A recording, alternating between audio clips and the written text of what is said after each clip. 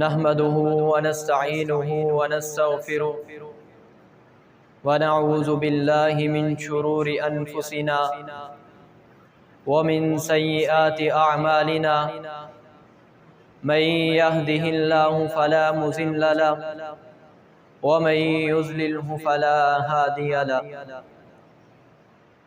يا أيها الذين آمنوا اتقوا الله حق تقاته ولا تموتن إلا وأنتم مسلمون يا أيها الناس اتقوا ربكم الذي خلقكم من نفس واحدة وخلق منها زوجها وبث منهما رجالا كثيرا ونساء واتقوا الله الذي تساءلون به والأرحام إن الله كان عليكم رقيبا يا أيها الذين آمنوا اتقوا الله وقولوا قولا سديدا يصلح لكم أعمالكم ويغفر لكم ذنوبكم ومن يطع الله ورسوله فقد فاز فوزا عظيما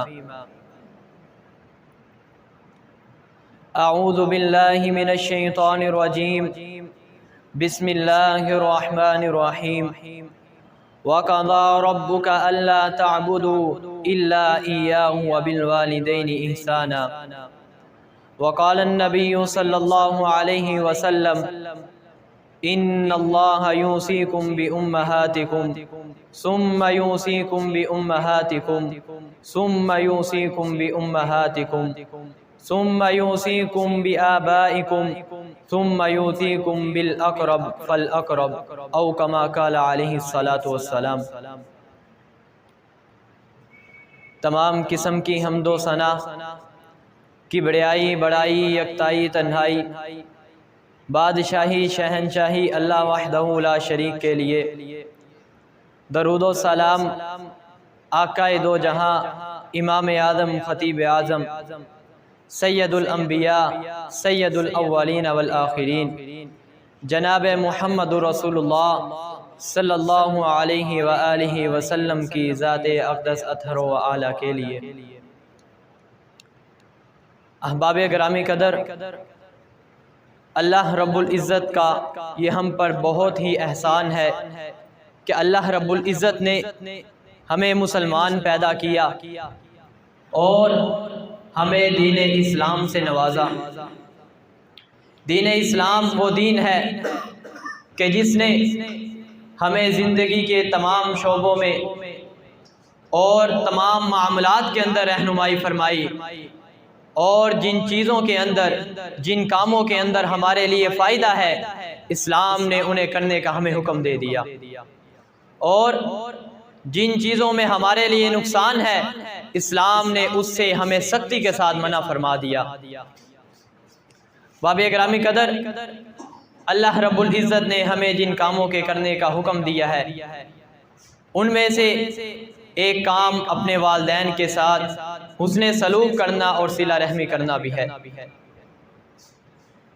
والدین کے ساتھ صلہ رحمی کرنا کتنا ضروری ہے اس کا اندازہ ہم اللہ رب العزت کے اس فرمان سے بخوبی لگا سکتے ہیں۔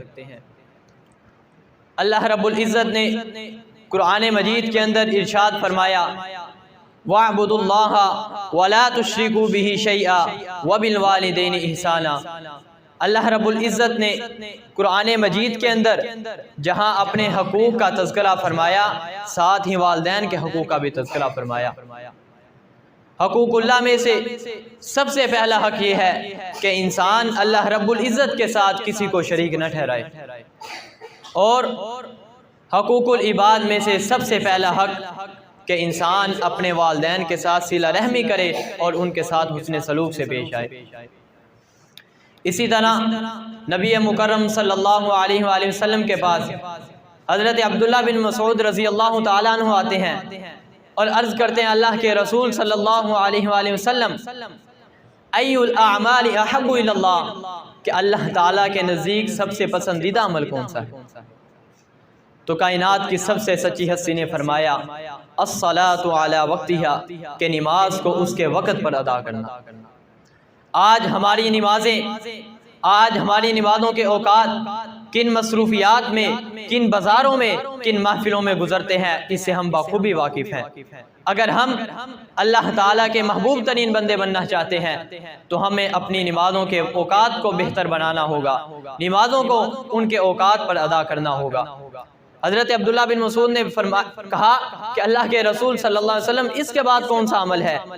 تو آپ صلی اللہ علیہ وسلم نے فرمایا کہ والدین کے ساتھ حسن سلوک کرنا اور ان کی اطاعت و فرما برداری کرنا۔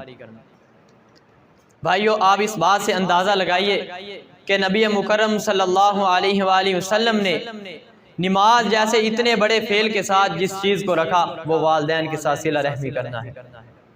اسی طرح نبی مکرم صلی اللہ علیہ وسلم کے پاس صحابی آتے ہیں اور عرض کرتے ہیں اللہ کے رسول صلی اللہ علیہ وآلہ وسلم کہ میں بھی جہاد میں جانے کی خواہش رکھتا ہوں، میرا بھی دل کرتا ہے کہ میں غزوہ کے اندر شرکت کروں اور کافروں کے ساتھ جنگ کروں، میں آپ کی خدمت میں مشورے کی غرض سے حاضر ہوا ہوں، آپ مجھے حکم فرمائیے۔ تو نبی مکرم صلی اللہ علیہ وسلم نے صحابی سے کہا ہل لک من ام، کیا تیری والدہ زندہ ہے؟ اس صحابی نے کہا جی ہاں اللہ کے رسول صلی اللہ علیہ وسلم میری والدہ زندہ ہے۔ تو نبی اکرم صلی اللہ علیہ وسلم نے فرمایا فَالْزَمْهَا فَإِنَّ الْجَنَّةَ تَحْتَ رِجْلَيْهَا، کہ تو اپنی والدہ کی خدمت کر، اس کے بدولت اللہ رب العزت اسے جنت سے نوازیں گے۔ باب گرامی قدر، ہمارے والدین کا ہمارے اوپر بڑا ہی احسان ہے۔ ہمارے بچپن کے اندر ہمارے والدین نے ہمارے لیے بڑی ہی تکالیف برداشت کی، بڑی ہی مصیبتوں کو برداشت کیا، اور آج ہمیں اس مقام پر اس مرتبے تک پہنچایا ہے۔ اگر ہم اپنے والدین کے احسانات کو، ان کی نیکیوں کا بدلہ چکانا چاہیں تو ہم کبھی بھی ان کو ادا نہیں کر سکتے۔ اسی کے متعلق نبی مکرم صلی اللہ علیہ وآلہ وسلم کے پاس صحابی آتے ہیں اور عرض کرتے ہیں اللہ کے رسول صلی اللہ علیہ وسلم میری والدہ کمزور تھی، ان کی کمزوری کی وجہ سے میں نے ان کو اپنے کندھوں پر سوار کر کے مکمل حج کروایا، حج کے تمام ارکان کو کروایا، کیا میں نے اپنی والدہ کا حق ادا کر دیا؟ تو نبی اکرم صلی اللہ علیہ وسلم نے فرمایا تو اپنے والدہ کے حق ادا کرنے کی بات کرتا ہے تو سن لے کہ تجھے جنم دیتے وقت جو تیری ماں نے تکلیف برداشت کی تھی تو نے اس کا بھی بدلہ نہیں عطا کیا۔ معلوم ہوا کہ ہمارے والدین کے ہمارے اوپر بڑے ہی احسانات ہیں، بڑے ہی ہمارے اوپر ان کی نیکیاں ہیں، ہم ان کو چاہ کر بھی ادا نہیں کر سکتے، مگر کچھ ایسے طریقے ہیں، کچھ ایسے قانون ہیں جن پر آدمی عمل کر کے اپنے والدین کو راضی کر سکتا ہے اور اللہ رب العزت کی جنت کو حاصل کر سکتا ہے۔ مثال کے طور پر چند دنوں کے بعد عید الاضحیٰ بھی آنے والی ہے۔ عیدین کے موقع پر اپنے والدین کی ضروریات کا خیال رکھا جائے، ان کے لیے نئے کپڑے، نئے جوتے اور تمام ضروریات کی اشیاء ان کو مہیا کی جائیں۔ اگر آپ گھر سے باہر ہیں تو گھر آتے ہوئے اپنے والدین کی پسند کی چیز کو لے جا کر ان کے لیے لے جایا جائے اور ان کو دی جائے کہ آج میں باہر سے آ رہا تھا تو آپ کی پسند کی چیز تھی تو میں اس کو لے آیا، آپ اس کو کھائیے۔ اسی طرح اگر کوئی معاملہ ہے اس میں مشورہ کرنا ہے تو اپنے والدین سے مشورہ کیجیے، ان کی رائے کو، ان کے مشورے کو سب سے مقدم رکھیے اور ان کے مشورے کو سب سے آگے رکھیے۔ یہ چھوٹے چھوٹے ایسے کام ہیں کہ جن کو کر کے انسان اپنے والدین کو خوش کر سکتا ہے اور ان سے دعائیں حاصل کر سکتا ہے، اور یہی دعائیں ہمیں جنت کے اندر لے جائیں گے۔ باب گرامی قدر، دنیا کے اندر کتنے ہی ایسے لوگ ہیں جو اپنے والدین کے نافرمان ہیں، ان کا کہا نہیں مانتے۔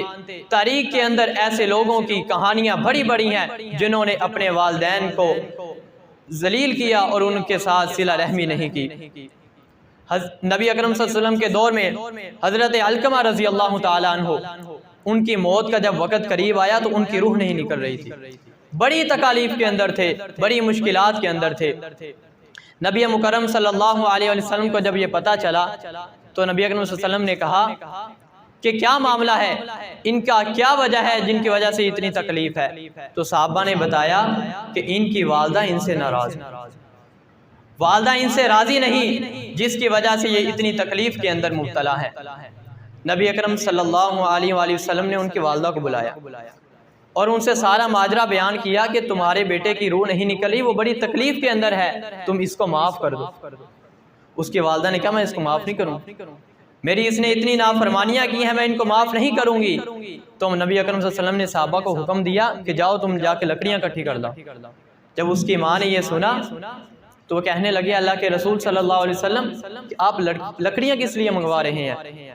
تو نبی اکرم صلی اللہ علیہ وسلم نے فرمایا کہ تم تو اس کو معاف نہیں کر رہی، تو کسی طریقے سے تو اس کی روح کو نکالنا ہے، اس کی تکلیف کو دور کرنا ہے۔ تو ماں کا ادھر بیٹے کے ساتھ احساس دیکھیے گا کہ ماں فوراً ہی اس کو معاف کر دیتی ہے۔ ادھر ماں اپنے بیٹے کو معاف کرتی ہے، ادھر اس صحابی کی روح نکل جاتی ہے۔ بابی گرامی قدر، اگر ہم اپنے والدین کو راضی کرنا چاہتے ہیں، اپنے والدین کے ساتھ حسن سلوک کرنا چاہتے ہیں، تو ہمیں ان کی تمام ضروریات کا، تمام خواہشات کا خیال رکھنا ہوگا۔ جہاں دنیا کے اندر برے لوگ موجود ہیں، والدین کے ساتھ حسن سلوک کرنے والے جہاں لوگ موجود نہیں، وہاں دنیا کے اندر اچھے لوگ بھی موجود ہیں جو والدین کے ساتھ حسن سلوک کے ساتھ پیش آتے ہیں۔ اسی طرح بنی اسرائیل کا واقعہ کہ ایک آدمی بڑا ہی مالدار تھا، اس کے پاس بے تحاشا دولت تھی، لیکن اس کی کوئی اولاد نہ تھی۔ صرف ایک بھتیجا تھا جو اس کی موت کے بعد اس کا وارث بن سکتا تھا، لیکن اس بھتیجے کو لالچ آ جاتا ہے، وہ اپنے چچا کو اس کی موت سے پہلے ہی قتل کر دیتا ہے۔ جائیداد کو ہتھیانے کے لیے وہ اپنے چچا کا ہی قتل کر دیتا ہے، اور اپنے چچا کی لاش کو کسی دوسری بستی میں کسی کے گھر میں جا کر پھینک دیتا ہے۔ صبح ہوتے ہی وہ یہ شور مچانا شروع کر دیتا ہے کہ ہمیں تو قتل کا بدلہ چاہیے، میرے چچا کو ان گھر والوں نے قتل کیا، ہمیں ان سے بدلہ چاہیے۔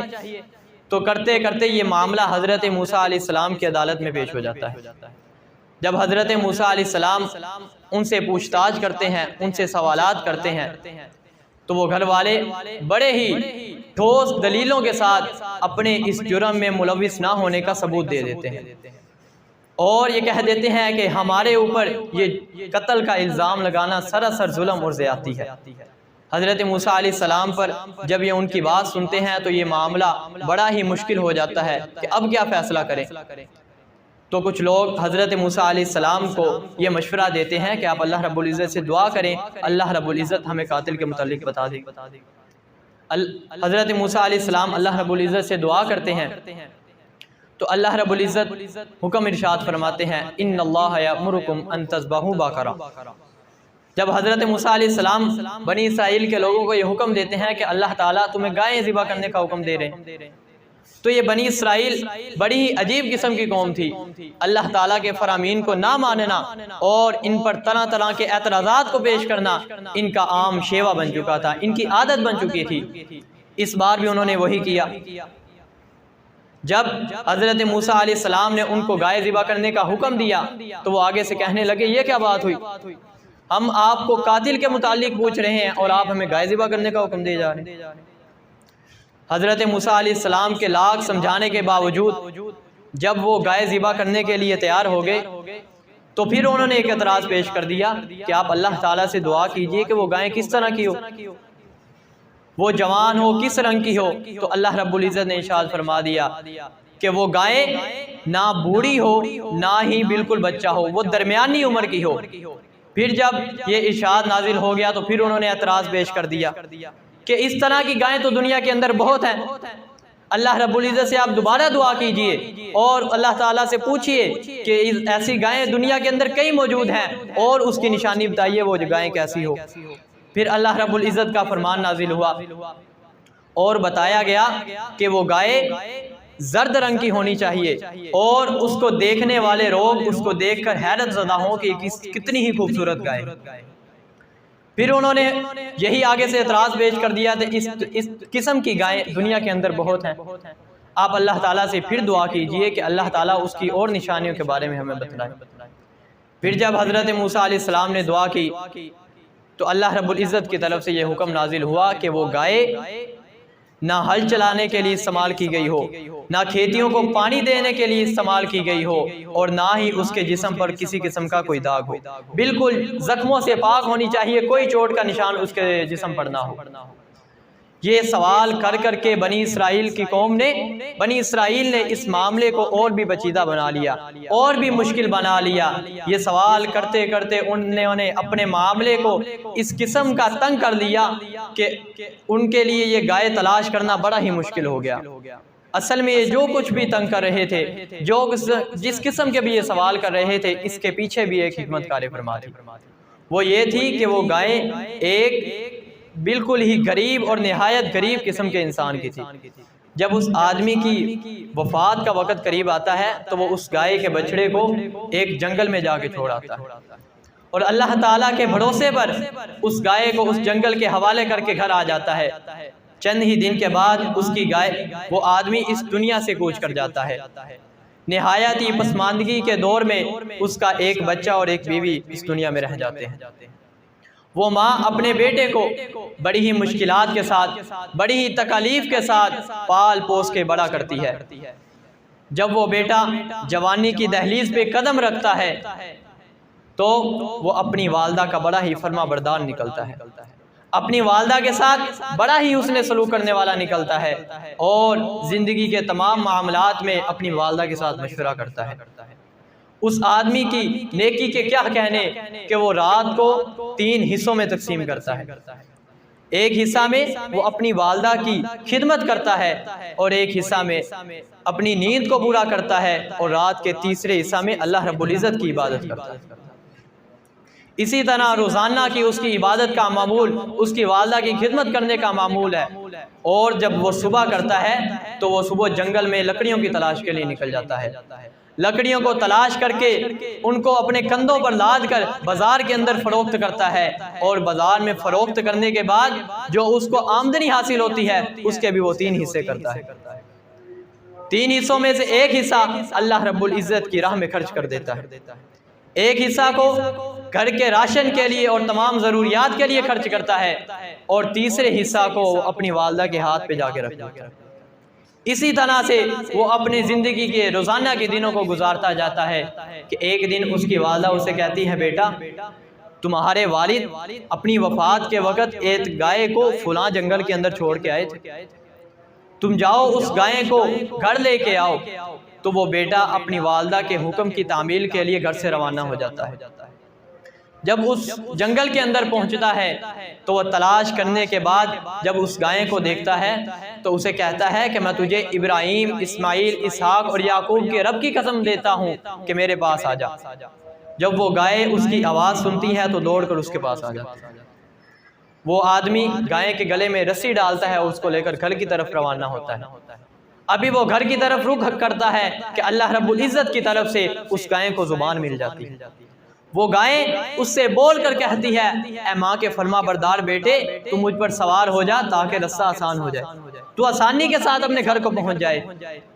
تو وہ آدمی اس گائے کی بات سن کر کہتا ہے، ادھر آپ اندازہ کیجئے گا وہ بیٹا اپنی ماں کا کتنا فرما بردار ہے۔ وہ اس گائے سے کہتا ہے کہ میری ماں نے مجھے تجھ پر سوار ہونے کا حکم نہیں دیا، مجھے میری ماں نے صرف یہ کہا ہے کہ اس کو پکڑ کے گھر لے آ، میں لہذا تجھ پر سوار نہیں ہوں گا۔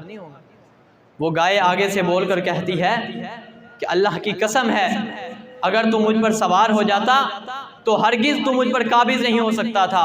اب اگر تو اپنے ساتھ دوسرے پہاڑ کو چلنے کا بھی حکم دے، وہ بھی تیرے ساتھ چلنے کے لیے تیار ہو جائے۔ باب گرامی قدر، یہ تھی اس بیٹے کی اپنے والدین کے ساتھ نیکی اور سلوک، کہ کس طرح وہ گائے بھی اس بیٹے کی حسن سلوک کی وہ تعریف کر رہی تھی، اس نے سلوک کو جانتی تھی۔ اسی طرح وہ بیٹا جب گائے کو لے کر گھر پہنچتا ہے، گھر پہنچنے کے بعد جب والدہ اس گائے کو دیکھتی ہے تو اپنے بیٹے کو حکم کرتی ہے، بیٹا جا اس گائے کو بازار کے اندر فروخت کرو، تجھے معلوم ہے کہ ہمارے گھر کے حالات ٹھیک نہیں، اس گائے کو بیچنے کے بعد ہمارے حالات، مالی حالات کچھ بہتر ہو جائیں گے۔ تو وہ بیٹا اپنے ماں کے حکم کی تعمیل کے لیے بازار کے اندر روانہ ہوتا ہے، اور ماں اس کو حکم دیتی ہے، بیٹا اس گائے کو 3 دینار کے اندر فروخت کرنا، اور فروخت کرنے سے پہلے مجھ سے مشورہ ضرور کر دینا۔ وہ بیٹا جب بازار پہنچتا ہے تو اللہ رب العزت ایک فرشتے کو اس بیٹے کا امتحان کر دینے کے لیے لے لیتے ہیں۔ وہ فرشتہ انسانی شکل میں جب اس آدمی کے پاس پہنچتا ہے تو وہ پوچھتا ہے کہ گائے کتنے کی فروخت کرو؟ وہ آدمی آگے سے کہتا ہے کہ میں 3 دینار کی فروخت کروں گا، مگر شرط یہ ہے کہ میں اپنی ماں سے مشورہ کروں، میری ماں مشورہ مجھے دے گی تو پھر میں اس گائے کو فروخت کر دوں گا، ورنہ نہیں کروں۔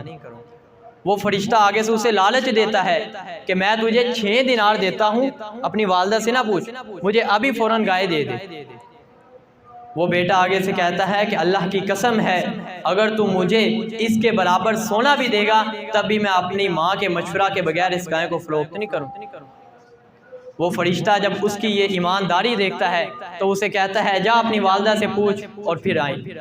وہ بیٹا دوبارہ گھر کی طرف روانہ ہوتا ہے، گھر پہنچ کر اپنی والدہ سے تمام بازار میں ہونے والے حالات کے متعلق بیان کر دیتا ہے۔ وہ والدہ کہتی ہے بیٹا اس گائے کو اب 6 دینار میں فروخت کرنا، مگر بیچنے سے پہلے پھر مجھ سے مشورہ کر لینا کہ وہ گائے فروخت کرنی ہے یا نہیں کرنی۔ وہ اپنی والدہ کے حکم سے اس بازار کے اندر پھر روانہ ہو جاتا ہے۔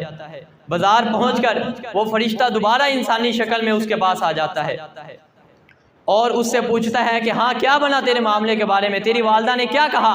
تو آدمی آگے سے کہتا ہے کہ مجھے میری والدہ نے 6 دینار میں بیچنے کا حکم تو دے دیا ہے، مگر میری والدہ نے کہا اس کو بیچنے سے پہلے مجھ سے مشورہ پھر ضرور کر۔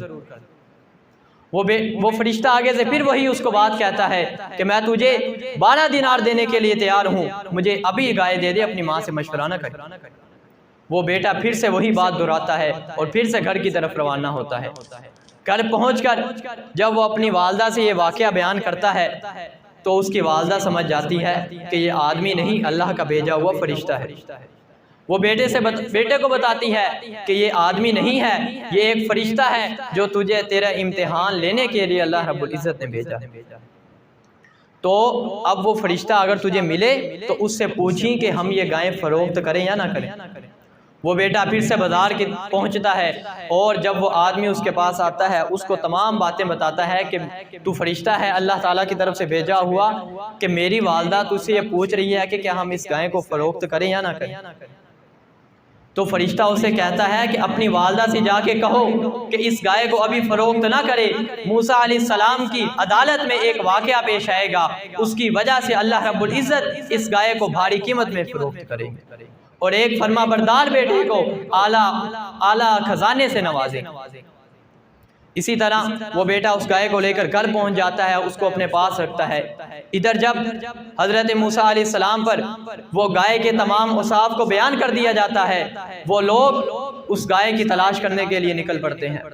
دنیا کے اندر وہ گائے کسی کے پاس نہیں ہوتی جو اللہ رب العزت نے ان اوصاف کے ساتھ بیان کی تھی۔ وہ صرف دنیا کے اندر ایک ہی گائے ہوتی ہے جو اس بیٹے کے پاس ہوتی ہے۔ وہ بنی اسرائیل کے لوگ اس گائے کو تلاش کرتے کرتے اس آدمی کے پاس پہنچاتے ہیں جس وہ گائے ہوتی ہے جس کے پاس۔ وہ پہنچ کر اس سے گائے لینے کا مطالبہ کرتے ہیں، کرا کے فیصلہ اس نتیجے پر پہنچتا ہے کہ جتنا گائے کا وزن ہے اتنی ہی اس کے مالک کو دینار سونے کے دیے، اس گائے کے برابر مالک کو سونا دیا جائے۔ آپ اندازہ کیجئے گا کہ وہ اس گائے کی برابر سونا کتنا ہوگا، کتنا زیادہ اللہ رب العزت نے اسے نوازا۔ وہ گائے بنی اسرائیل کے لوگ لے کے جب حضرت موسیٰ علیہ السلام کے پاس پہنچتے ہیں، اس گائے کو ذبح کیا جاتا ہے۔ ذبح کر کے اس کے گوشت کے ٹکڑے کو، وہ جو چچا کو قتل کیا تھا اس نے، اس کے جسم پر مارا جاتا ہے تو وہ آدمی زندہ ہو جاتا ہے۔ زندہ ہو کر وہ بتاتا ہے کہ مجھے میرے بھتیجے نے ہی قتل کیا تھا، وہ بھتیجے کو سزا دی جاتی ہے۔ باب گرامی قدر، اس واقعہ کو بیان کرنے کا مقصد یہ ہے کہ اللہ رب العزت نے اس فرما بردار بیٹے کو کتنے ہی بڑے خزانے سے نوازا، کتنا اس کو مقام و مرتبہ عطا فرمایا۔ اور اسی طرح آج ہماری دنیا میں، ہماری زندگی میں ہر آدمی یہی چاہتا ہے کہ ہم زیادہ سے زیادہ مال کمائیں، ہمارے پاس زیادہ سے زیادہ مال ہو اور ہماری عمر بھی زیادہ سے زیادہ ہو تاکہ ہم زندگی آرام اور سکون کے ساتھ گزار سکیں۔ اس کا بھی ایک قانون اور قاعدہ نبی مکرم صلی اللہ علیہ وآلہ وسلم نے بیان فرما دیا۔ نبی اکرم صلی اللہ علیہ وآلہ وسلم نے فرمایا، من سرہ ان یمد لہ فی عمرہ ویزداد لہ فی رزقہ فلیبر والدیہ ولیصل رحمہ، کہ جو شخص یہ پسند کرتا ہے کہ اس کی عمر کے اندر اضافہ کر دیا جائے، اس کے رزق کو بڑھا دیا جائے، وہ اپنے والدین کے ساتھ صلہ رحمی کرے اور حسن سلوک سے پیش آئے۔ آج بھی اگر ہم اپنی زندگی کو بڑھانا چاہتے ہیں، اپنے رزق میں اضافہ کرنا چاہتے ہیں، تو ہمیں اپنے والدین کی خدمت کرنا ہوگی، ان کے ساتھ صلہ رحمی سے پیش آنا ہوگا اور ان کے ساتھ حسن سلوک والا معاملہ کرنا ہوگا۔ میں اللہ تعالیٰ سے دعا گو ہوں کہ اللہ رب العزت ہمیں اپنے والدین کے ساتھ صلہ رحمی کرنے کی اور ان کے حقوق کو ادا کرنے کی توفیق عطا فرمائے۔ وآخر دعوایا ان الحمد للہ رب العالمین۔